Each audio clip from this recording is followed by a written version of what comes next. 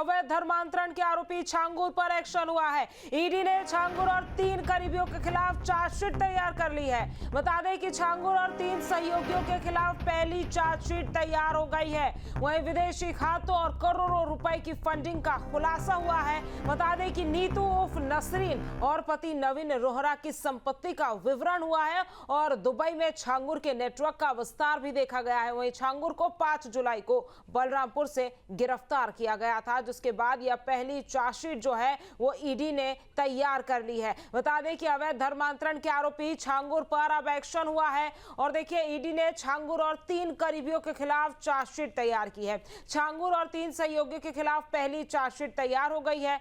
बता दें आपको कि विदेशी खातों और करोड़ों रुपए की फंडिंग का खुलासा हुआ, जिसके बाद नीतू उर्फ नसरीन और पति नवीन रोहरा की संपत्ति का विवरण इसमें दर्ज है। वहीं दुबई में छांगुर के नेटवर्क का विस्तार भी देखा गया है। बता दें आपको कि छांगुर को 5 जुलाई को बलरामपुर से गिरफ्तार किया गया था। तो अब ईडी एक्शन में है और यही वजह है कि चार्जशीट तैयार हो गई है। छांगुर मामले में पहली चार्जशीट तैयार हो गई है।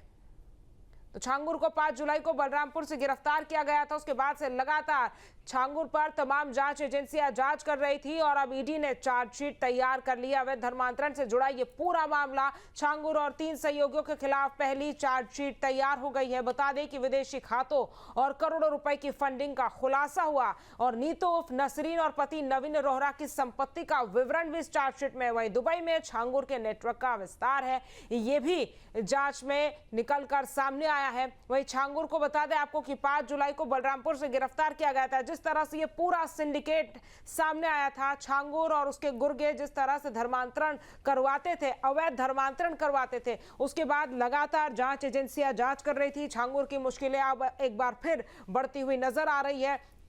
जिस तरह से एक्शन में ईडी नजर आ रही है और चार्जशीट तैयार हो गई है, उसके बाद अब छांगुर की मुश्किलें बढ़ेंगी, क्योंकि दुबई में छांगुर के नेटवर्क का विस्तार देखा गया है।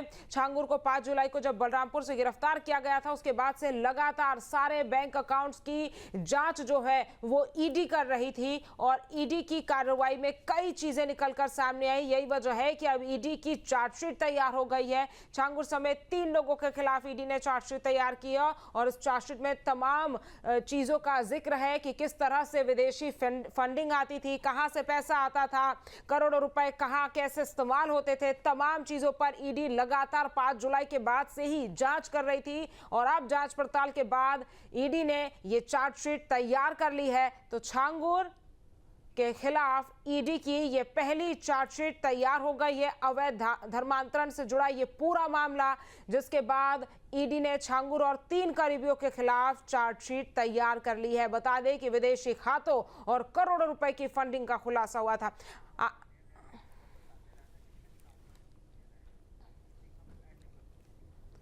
तो देखिए जिस तरह से पूरा का पूरा सिंडिकेट सामने आया था और उसके बाद ईडी ने छांगुर और 3 करीबियों के खिलाफ चार्जशीट तैयार की थी। छांगुर और 3 सहयोगियों के खिलाफ पहली चार्जशीट तैयार हुई और अब ग्राफिक्स के जरिए आपको बताते हैं अवैध धर्मांतरण के खिलाफ किस तरह से कार्रवाई की गई। छांगुर और 3 करीबियों के खिलाफ अब चार्जशीट तैयार हो गई है और देखिए छांगुर ने चार्जशीट उसके खिलाफ ईडी ने तैयार की है, ये आप देख सकते हैं।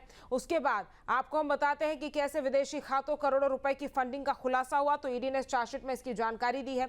वहीं नीतू उर्फ नसरीन की संपत्ति का विवरण ईडी ने चार्जशीट में किया है। साथ ही साथ आपको बता दें कि नीतू के पति नवीन रोहरा की संपत्ति का भी विवरण इस चार्जशीट में ईडी ने किया है। तो तमाम चीजों का जिक्र ईडी की तरफ से किया गया है। दुबई में छांगुर के नेटवर्क का विस्तार भी देखा गया, जिसके बाद ईडी ने जांच की और तमाम बैंक अकाउंट्स को खंगाला, कहां से पैसा आता था, कैसे पैसे का फ्लो होता था, किस अकाउंट से किस अकाउंट में पैसा भेजा जाता था, कैसे इसको अवैध धर्मांतरण के लिए इस्तेमाल किया जाता था।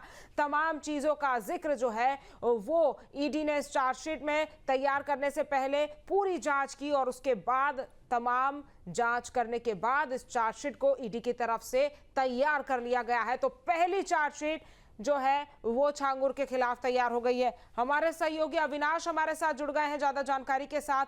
अविनाश, जिस तरह से हम देख रहे हैं कि जब से छांगुर का ये पूरा मामला सामने आया उसके बाद से तमाम जांच एजेंसियां जांच कर रही है और अब जो ये पहली चार्जशीट दाखिल हुई है, पहली चार्जशीट जो तैयार हुई है, इसमें क्या कुछ चीजें हैं जिनका जो ईडी ने जांच करने के बाद तमाम चीजें चार्जशीट में दाखिल की हैं?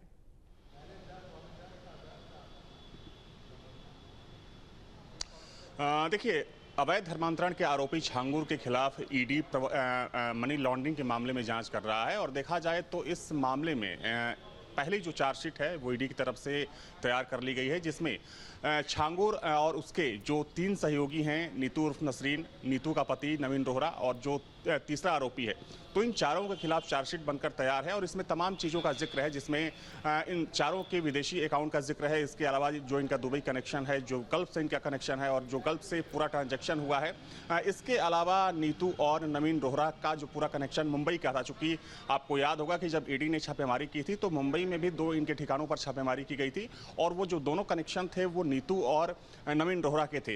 तो नीतू और नवीन रोहरा के कनेक्शन को भी इस चार्जशीट में शामिल किया गया है। इसके अलावा छांगुर की तमाम संपत्तियों का इसमें ब्यौरा है कि कहां से इसने फंड जुटाए, इसके अलावा किन किन देशों से इसके पास इसके अकाउंट पर ट्रांजैक्शन किया गया और दुबई से इसका क्या कनेक्शन है। तो इन तमाम चीज़ों को लेकर जो ईडी की पहली चार्जशीट है वो बनकर तैयार है। माना जा रहा है कि जब आगे की कार्रवाई होगी तो उसमें कुछ और चीज़ें सामने आएंगी। अविनाश, आगे की कार्रवाई में चीजें निकलकर सामने तो आएगी, लेकिन छांगुर के साथ साथ उसके 3 करीबी हैं, उनके खिलाफ भी इस चार्जशीट को दाखिल किया गया है। किस तरह से पैसे का फ्लो था, क्या उसको लेकर कोई जानकारी निकलकर सामने आई है? देखिए, छांगुर जब गिरफ्तार हुआ था तब ये बात सामने आई थी कि इसने विदेशी फंडिंग के सहारे करोड़ों का साम्राज्य खड़ा किया। और आपको याद होगा कि जब ईडी की टीम पहुंची थी इसकी आलीशान कोठी पर छापेमारी के लिए, तो वहां से तमाम दस्तावेज भी ईडी को मिले। और चूंकि जिस तरीके से इसने अवैध धर्मांतरण में पैसे का लेन देन किया, इसने प्रलोभन दिया लोगों को, कई ऐसे विक्टिम सामने आए जिन्होंने ये कहा कि ये 15 से 20 लाख तक देने की बात करता था। तो जाहिर सी बात है कि जब कोई व्यक्ति सिर्फ धर्मांतरण के नाम पर 15 से 20 लाख एक व्यक्ति को दे रहा है, तो सोचिए कि उसके पास पैसों का नेटवर्क कितना बड़ा होगा। और चूंकि ना सिर्फ एक देश, ना सिर्फ दुबई, बल्कि गल्फ के ऐसे तमाम देश थे जहां से इसके पास पैसे आए। पाकिस्तान से भी इसके कनेक्शन की बात सामने आई कि इसने कुछ ऐसे बैंक अकाउंट्स खुलवाए जो वहां के गरीब लोगों के थे और उसके नाम पर इसने ट्रांजैक्शन कराया। तो ये तमाम चीजें कहीं ना कहीं इस बात की तरफ इशारा करती हैं कि अवैध धर्मांतरण के नाम पर इसने करोड़ों रुपए कमाए और उसका इस्तेमाल इसने अलग अलग कामों के लिए किया। और ना सिर्फ ये, बल्कि अगर हम नीतू की बात करें, नीतू जो इसकी सबसे बड़ी सहयोगी है और सबसे बड़ी राजदार भी है, उसका पति नवीन रोहरा, तो ये वो लोग हैं जिन्होंने छांगुर का साथ दिया। हालांकि छांगुर की टीम में सिर्फ 2 या 4 लोग नहीं थे, बल्कि इसका 100 से ज़्यादा लोगों का नेटवर्क था जो यहाँ से लेकर दक्षिण भारत तक फैला हुआ था। तो निश्चित तौर पर कह सकते हैं कि इसमें अवैध धर्मांतरण का मामला तो है ही, लेकिन एक पैसों का बहुत बड़ा खेल है और यही वजह है कि इस पूरे मामले की छानबीन ईडी की तरफ से किया जा रहा है। और यही वजह है कि तकरीबन 2 महीने के बाद अविनाश, ईडी ने चार्जशीट को अब दाखिल किया है। तमाम जानकारी हम तक पहुंचाने के लिए आपका बहुत बहुत शुक्रिया। जहां भक्ति है हर शब्द में, कथाओं में छिपे हैं दिव्य रहस्य और ज्योतिष देता है जीवन को दिशा। धर्म से जुड़ी हर बातों को जानने के लिए हमारे चैनल स्तुति को सब्सक्राइब करें। चैनल पर जाने के लिए इस लिंक पर क्लिक करें।